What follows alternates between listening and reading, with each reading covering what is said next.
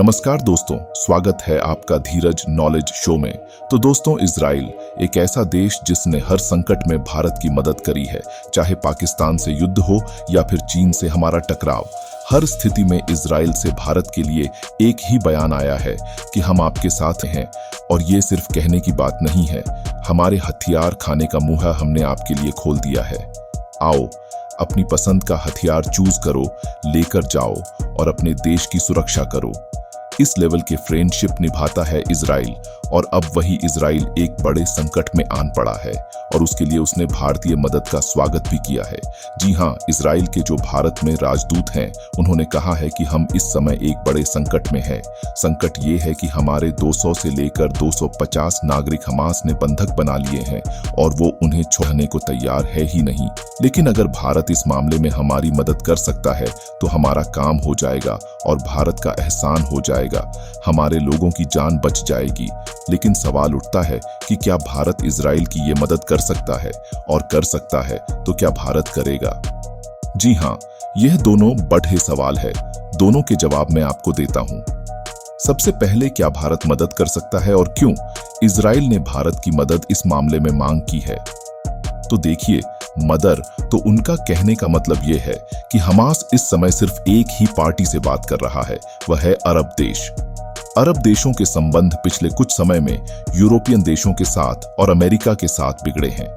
यहां तक कि अब से एक हफ्ता पहले इस युद्ध के बीच में ही अमेरिका के फॉरेन सेक्रेटरी यानी कि अमेरिका के विदेश मंत्री एंथनी ब्लिंकन पहुंचे थे सऊदी अरेबिया में सऊदी की सरकार से मिलने। क्या आप हमास को कहिए कि हमला ना करें और जो बंधक है उन्हें छोड़ दें। लेकिन सऊदी अरेबिया के क्राउन प्रिंस मोहम्मद बिन सलमान ने और उनकी सरकार ने अमेरिका के विदेश मंत्री से मिलना भी गवारा नहीं समझा। पूरा एक दिन, जी हां, 24 घंटे होटल के कमरे में उन्हें इंतजार करवाया गया और उसके अगले दिन सऊदी अरब सरकार के जो प्रतिनिधि थे वो उनसे मिले और बातचीत कुछ खास नहीं हुई। इससे आप अंदाजा लगाइए कि मामला कितना फंसा हुआ है, और इस वजह से हमास के कब्जे में 250 से ज्यादा जो नागरिक हैं उनकी जान अटकी पड़ी है। ऐसे में इजराइल की मंशा ये है कि भारत के संबंध अरब देशों से बहुत ही ज्यादा अच्छे हैं। यहां तक कि आप जानकर हैरान होंगे कि फिलिस्तीन की जो सरकार है, जिसमें मोहम्मद अब्बास वहां के प्रेसिडेंट है, उनके साथ हमारे क्लोज रिलेशन तभी से है जब से फिलिस्तीन बना है।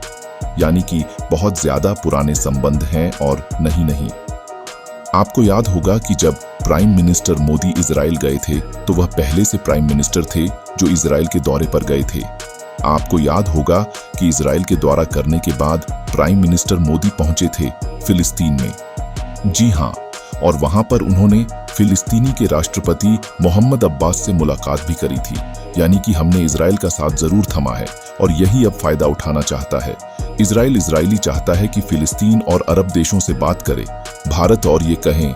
यानी कि एक बात तो तय है कि भारत इनडायरेक्ट तरीके से इजराइल की मदद कर सकता है, बातचीत शुरू कर सकता है। लेकिन क्या भारत करेगा? तो देखिए, ये हमें आने वाले समय में ही पता लग पाएगा कि भारत इस मामले में कूदता है या फिर इससे दूरी बनाकर रखता है। लेकिन मेरे हिसाब से भारत को कोशिश जरूर करनी चाहिए, क्योंकि आप खुद सोचिए कि हमारी वजह से इजराइल ही नहीं, दुनिया के किसी भी कोने में किसी भी आदमी की जान बचती है। हालांकि इस मामले पर जो भी कुछ होगा वो अंडर द टेबल होगा, यानी कि पर्दे के पीछे, क्योंकि अंदर खाने की सारी खबरें आपको यहीं मिलेंगी। चैनल को लाइक और सब्सक्राइब करना मत भूलिए